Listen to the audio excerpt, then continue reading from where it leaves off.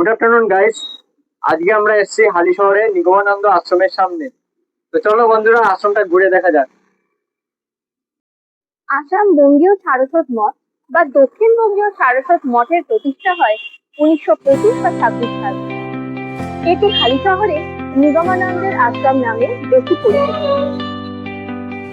1332 বঙ্গাব্দের শুরুর দিকে শ্রী গঙ্গা গোপাল সাহার অনুপ্রেরণা এবং পৃষ্ঠপোষকতায় অক্ষয় তৃতীয়ার দিনে হালি শহরে এই আশ্রমের প্রতিষ্ঠা হয়।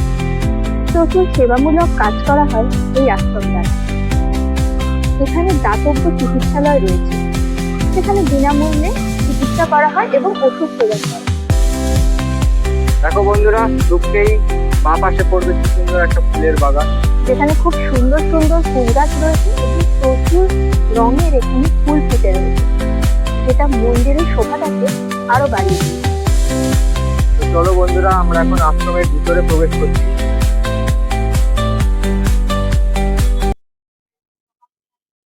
বন্ধুরা এখন আমরা আশ্রমের সামনে দাঁড়িয়ে আছি। দেখো আমাদের পিছনে চারপাশে কত গাছপালা। এই আশ্রমের ভেতরকার যে পরিবেশ সেটা কিন্তু অত্যন্ত মনোরম এবং খুব সুন্দর, শান্তি রয়েছে। দেখো বন্ধুরা কি সুন্দর ফুলের বাগান, কত বড় বড় বিভিন্ন কালারের ডালিয়াগুলো ফুটে রয়েছে।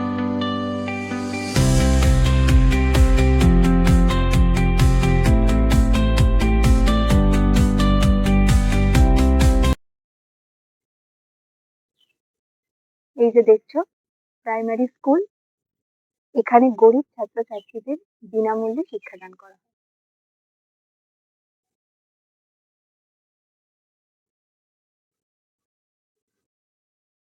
প্রতি রবিবার এখানে অ্যালোপ্যাথি এবং হোমিওপ্যাথি চিকিৎসা ও ওষুধ প্রদানের সুবন্দোবস্ত রয়েছে।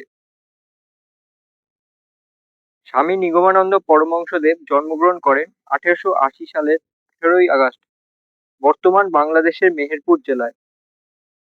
এই একই জেলায় জন্ম নিয়েছিলেন শ্রী চৈতন্য মহাপ্রভু।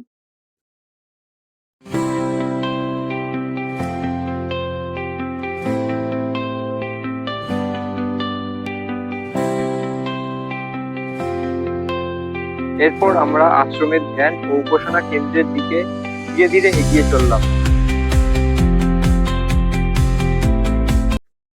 এটি হলো আশ্রমের মূল অংশ। এই স্থানেই সন্ধ্যে 6টা নাগাদ আরতি সম্পাদন করা হয়। এখানে রয়েছে নিগমানন্দের মূর্তি, আর এই কক্ষেই মা সুধাংশু বালা দেবী এবং অন্যান্য অনেকের ছবি রয়েছে।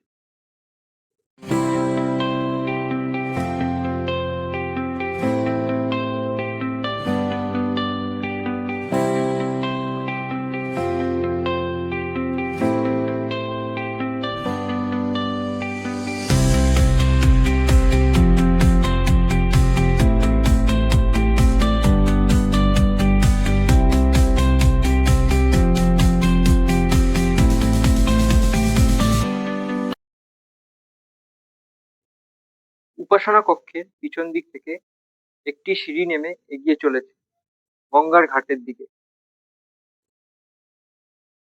ধ্যান কক্ষ থেকে আমরা এসে পৌঁছলাম সেই গঙ্গা ঘাটে যাওয়ার সিঁড়িতে।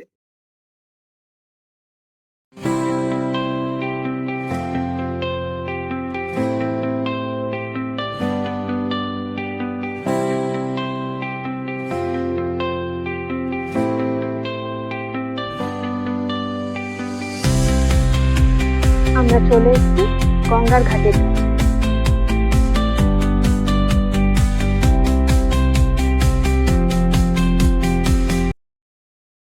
ধ্যান কক্ষ থেকে আমরা এখন এসে পৌঁছালাম শ্রী শ্রী গঙ্গা মাতার মন্দিরে।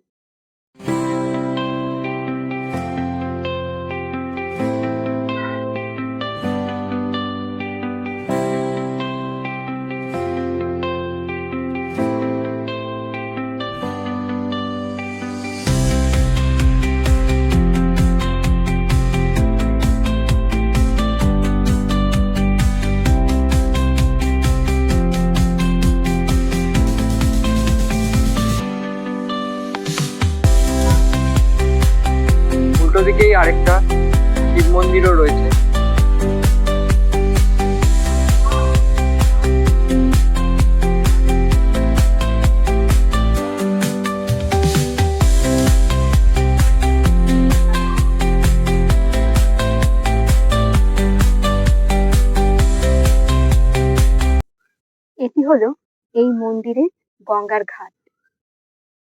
এই গঙ্গার ঘাটে সন্ধ্যাবেলায় সন্ধ্যারতি করা হয়। দেখো এই গঙ্গার ঘাটের দৃশ্যটা কি সুন্দর আর কি মনোরম।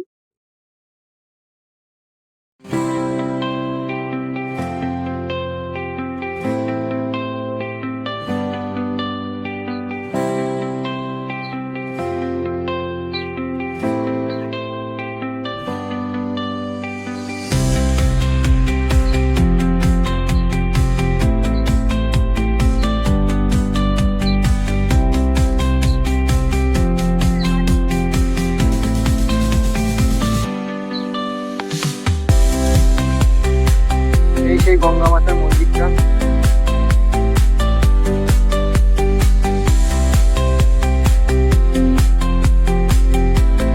আমরা এখন মন্দিরের পাশ দিয়ে এগিয়ে যাচ্ছি মন্দিরের ছাদের দিকে।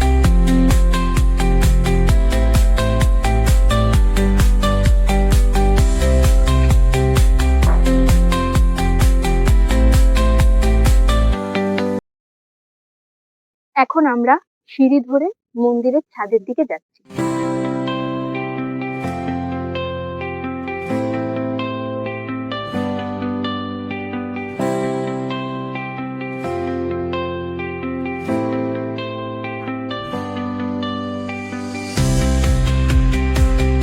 মন্দিরের ছাদ থেকেও গঙ্গাটা দেখতে খুব সুন্দর লাগে।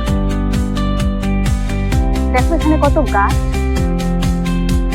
এই আশ্রমের চারিদিকে প্রচুর গাছপালা রয়েছে।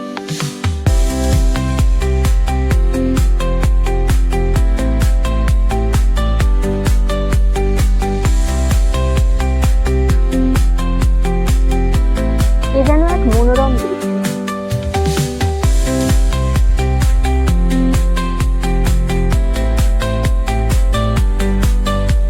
ছাদে উঠে দেখতে পেলাম সিদ্ধিদাতা গণেশের একটি ছোট্ট সুন্দর মন্দির।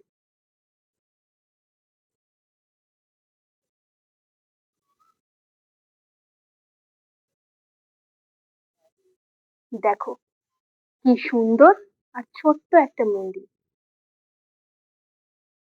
এই মন্দিরে সিদ্ধিদাতা গণেশ অধিষ্ঠান করেন।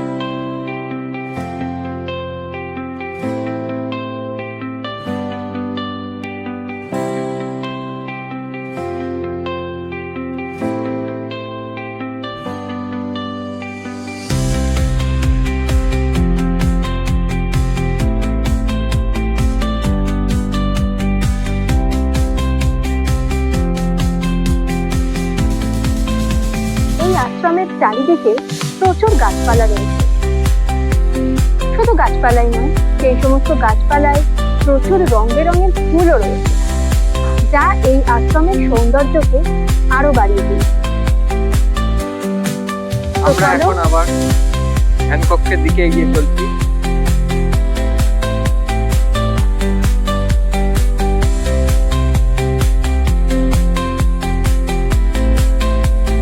আমরা আবার সিঁড়ি দিয়ে এখন উঠে যাচ্ছি ধ্যান কক্ষের দিকে।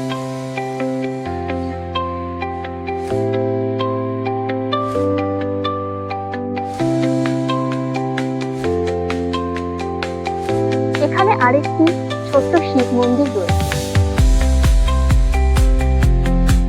এছাড়া আরো একটি মন্দির রয়েছে, যার নাম শ্রী গুরু ব্রহ্মের আসন মন্দির।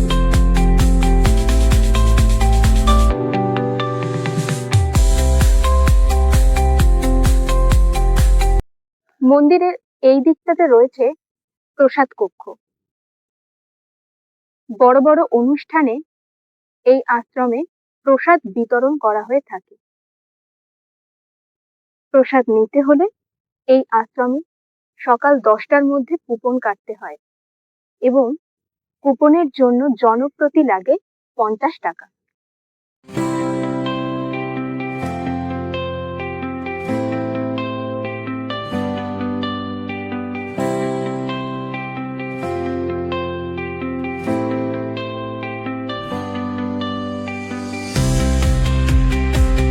গঙ্গা আরতির পর হয় নিগমানন্দের আরতি।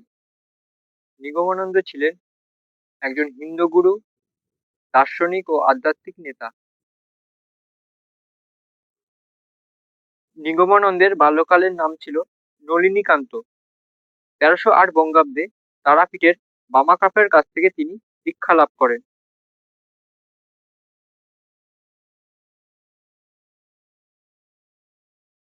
দেখো, ধ্যানকক্ষের পাশেই রয়েছে আরো বেশ কিছু মন্দির।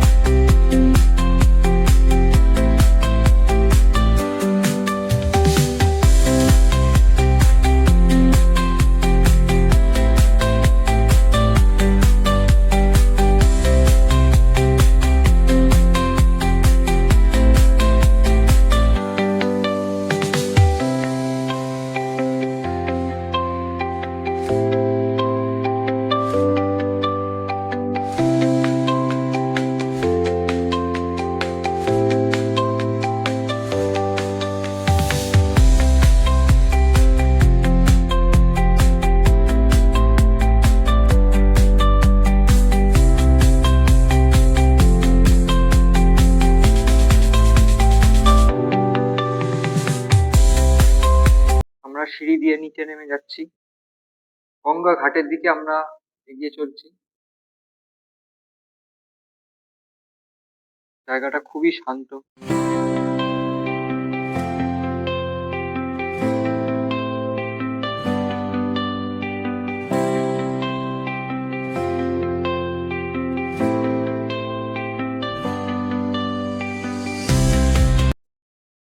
দেখো, প্রায় সন্ধে হয়ে এসছে। গঙ্গা মাতার মন্দিরের মধ্যে দিয়ে আমরা এগিয়ে যাব গঙ্গা ঘাটের দিকে। আর কিছুক্ষণের মধ্যেই গঙ্গা আরতি শুরু হবে।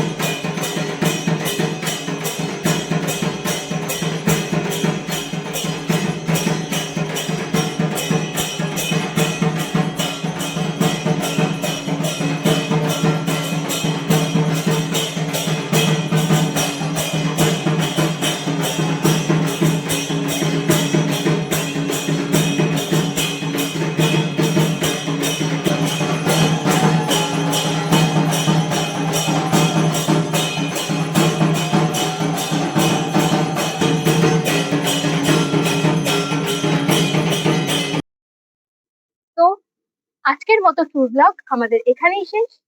নতুন নতুন জায়গার সন্ধান পেতে হলে আমাদের চ্যানেলটাকে সাবস্ক্রাইব করে দিও, আর চ্যানেলের পাশে থাকা বেল আইকনটাকে প্রেস করো। আর আরো নতুন নতুন জায়গার সন্ধান পেতে হলে stay tuned with us. For today, bye bye. Bye bye.